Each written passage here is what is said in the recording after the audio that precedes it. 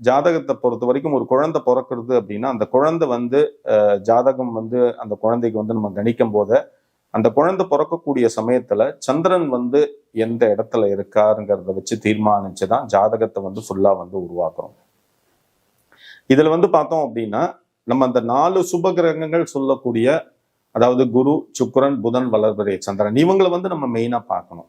இப்ப ஜாதகத்துல வந்து குருவை வந்து பார்த்தோம் அப்படின்னா மங்களக்காரகன், குடும்பக்காரகன் சொல்றோம்.